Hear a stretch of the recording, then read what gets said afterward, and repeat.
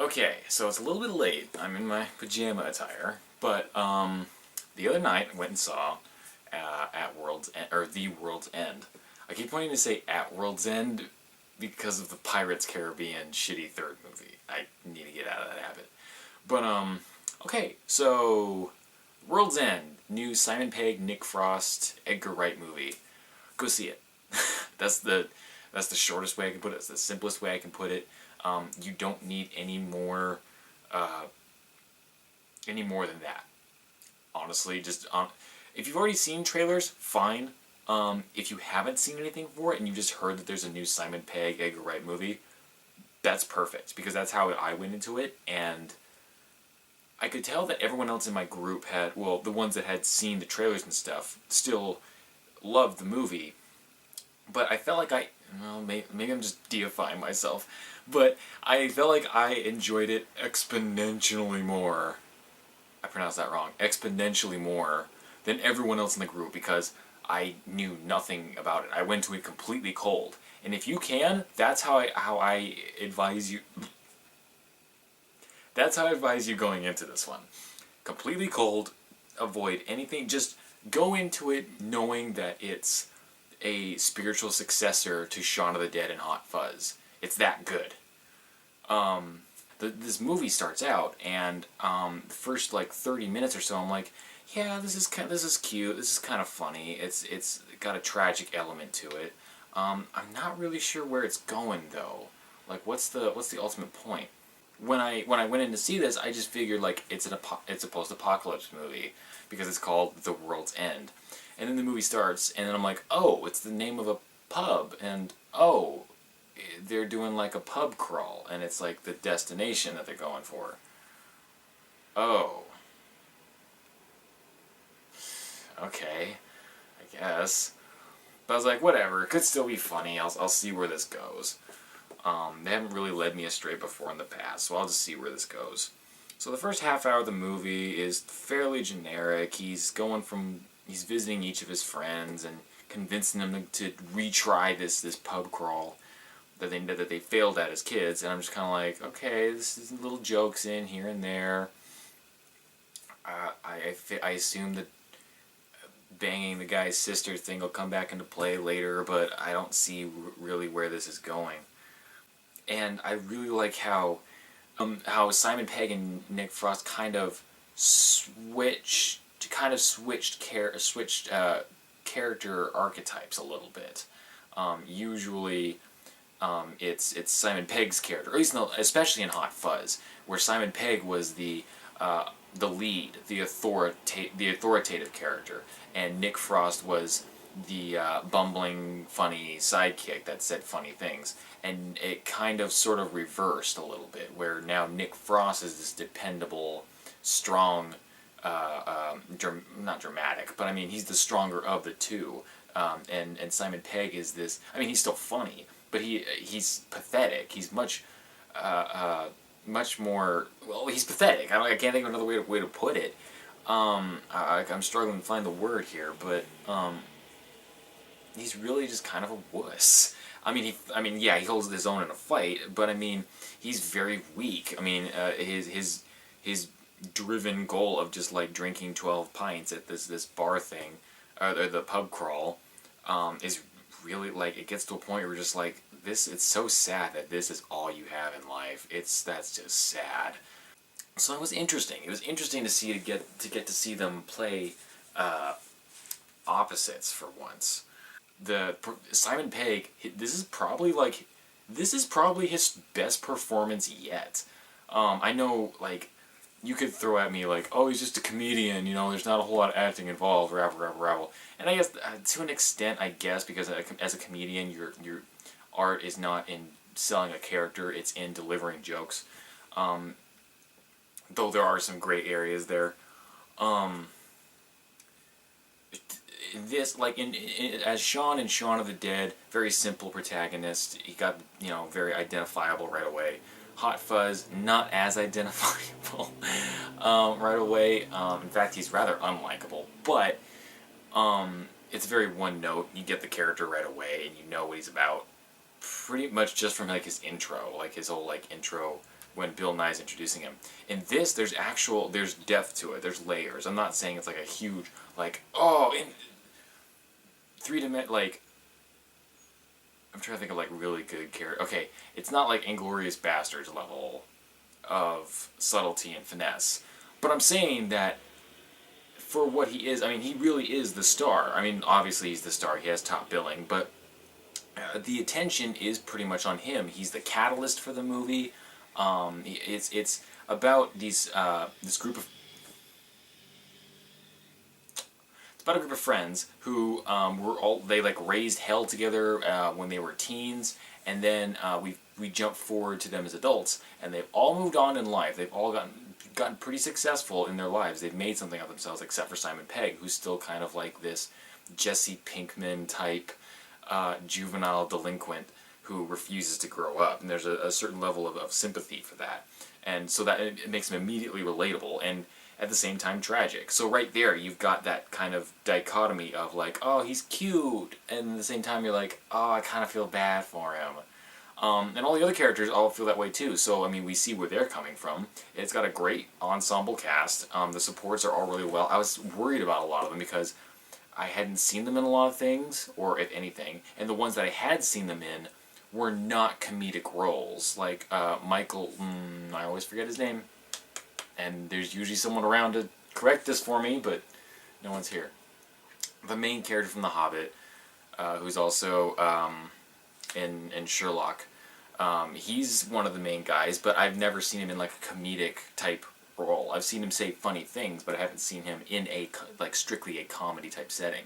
So I didn't know how he was going to fare. I was concerned, but everyone holds up really well. Rosamund Pike has this kind of like, she's perfect because she's not a total fetished badass like in like the Resident Evil movies or something like that. But at the same time, she kicks ass. At the same time, like she's smart. Because you run into the inevitable question of, is this better than Hot Fuzz? Is it better than Shaun of the Dead? How does it stack up against the other two? Paul doesn't count. Paul wasn't an Edgar Wright movie. Like, no one's going to have the same universal answer. This is something that's very, very opinionated, or very case-by-case basis. For some people, it's going to come down to preferences. Hot Fuzz has movie references up the ass, which caters to me really well, but it did so much for zombies. At the same time, it kind of made zombies too popular. I don't know if it's as clever as Shaun of the Dead or Hot Fuzz was.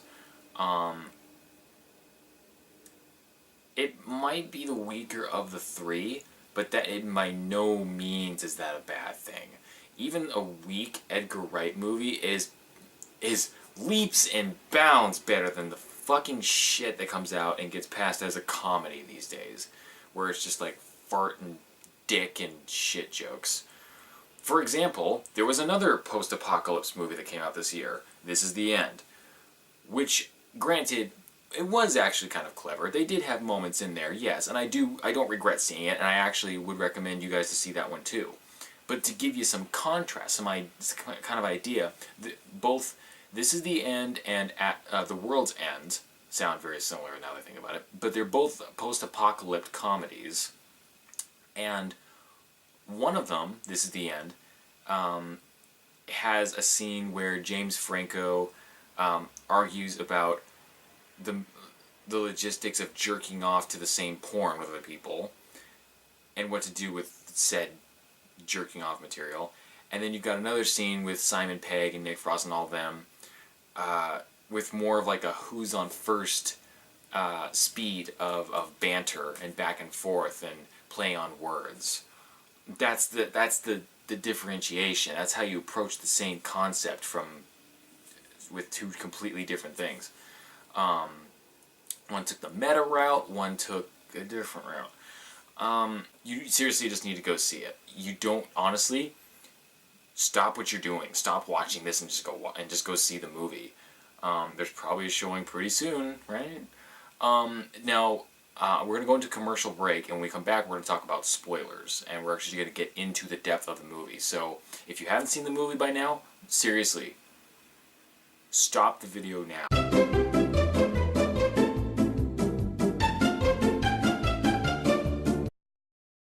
Alright, now we're going to get in a little more in depth of the movie. We'll talk a little more in detail. Hopefully by now you've either already seen it. I hope you've already seen it, and you're not just like, oh, I don't care about spoilers, because it really does make a difference.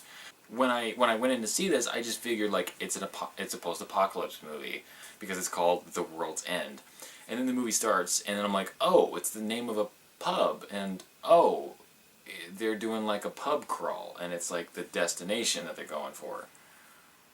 Oh, okay, I guess. But I was like, whatever, it could still be funny. I'll see where this goes. They haven't really led me astray before in the past, so I'll just see where this goes. So the first half hour of the movie is fairly generic. He's visiting each of his friends and convincing them to retry this pub crawl that they failed at as kids. And I'm just kind of like, okay, this is little jokes in here and there. I assume that banging the guy's sister thing will come back into play later, but I don't see really where this is going. And then you hit that 30-minute mark in the bathroom scene, and then all of a sudden I was just like, whoa, what is happening? Like, what the fuck? And it just kept going. Like, it went, for me, because I didn't know what was happening, that it was going to happen. I didn't see the trailers. It went completely out of left field for me, and I kept praying. I'm like, please don't let this just be like a drunken haze, or like he just passed out and he's imagining some world where his juvenile antics are awesome and their business ethics mean nothing and they need him again and he's like their leader again. I'm like, please don't let that be don't pull the it was all a dream thing. And they didn't. They played it straight, and I'm so glad they did. Oh, that whole scene was just magical. They film action really well. It had a lot of Scott Pilgrim type stuff going on with the camera work. Edgar Wright carried over a lot of Scott Pilgrim over into this movie. Pretty much that whole bathroom scene was a lot of it was done in one shot. I mean, they cheat in little spots here and there, and they frame it awesome. There's none of that shaky cam shit. I can tell what's happening. There's still humor like interspliced into the action. The characters are still themselves. I mean, what's his face? Ducks and hides in the bathroom stall. I'd also say that World's End, out of the three, out of Shaun of the Dead, Hot Fuzz, and this, is least focused, I think, because the other two were Shaun of the Dead. Well, I mean, you knew what you're getting into because it's called Shaun of the Dead, but it was also very quick to start up on the zombie thing. Even just in like satire of sociology, it was very quick. Hot Fuzz, you could debate forever on about when the movie actually starts, because it's a mystery when he arrives in this town, and it takes so long to figure out what's happening, and there's no way you could have predicted from the trailers what was going on in that movie, or with the ultimate opposing force, because you had zombies. And then the second one, it was this weird freaky cult, and then the third one, I mean, it does take a little while to get to the aliens, but it's still like you don't exactly know what the aliens are for the longest time. They describe it very vaguely. You're not sure what their ultimate goal is until the last 10 minutes of the movie, which is really kind of a drag. And it's a little scattered. The comedy is all there. It's the plot the opposing force that's a little scattered. Not quite as intimidating. Well, they're a little intimidating, but because we're not clear of what it is that they do to people exactly, they keep it so vague, it's hard to be intimidated by them entirely, especially since they break so easy. But it makes for some very fun action sequences, some great comedy. However, this is also the darkest out of all three, and that's saying something, because Shaun of the Dead and Hot Fuzz had their dark moments. probably more Shaun of the Dead than Hot Fuzz. Shaun of the Dead had some legitimate heart-wrenching scenes in it, mainly at the end. Pretty much all at the end. The World's End has that too. Pretty much, it's sprinkled throughout, because again, Simon Pegg's character is pathetic, and you get the feeling that there's this kind of like, there's something else going on with his character that's kind of driving him to do this. And then and again, in the last 15 minutes or so, it goes completely off the rail in terms of dark. It's not a downer of a movie. I was afraid it was going to be. There's a certain the final scene, when it changes into the final scene, I was worried it was going to get too dark and depressing and just turn into just crash and burn. But no, I love how they devoted to the end of the world thing. The commentary on technology, not terrarium, but the nature. Again, post-apocalypse. I'm running out of things to say. The World's End was great. Sure, it might be the. I'm still gonna think on where it places in the trilogy, the Blood and Pub trilogy. By the way, keep a sharp eye out for Shaun of the Dead references. But where it falls in terms of quality in the Blood and Pub trilogy is up for debate. There's no right or wrong answer. I'm still gonna think on it, and I'll probably have to see it again to, before I reach my ultimate decision. Not that that's a bad thing. I'd like to see it again, but right now, as of this moment, I still feel like it's the weaker of the three.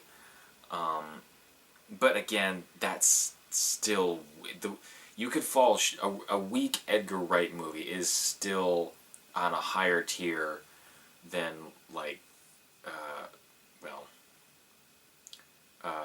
the latest Judd Apatow movies.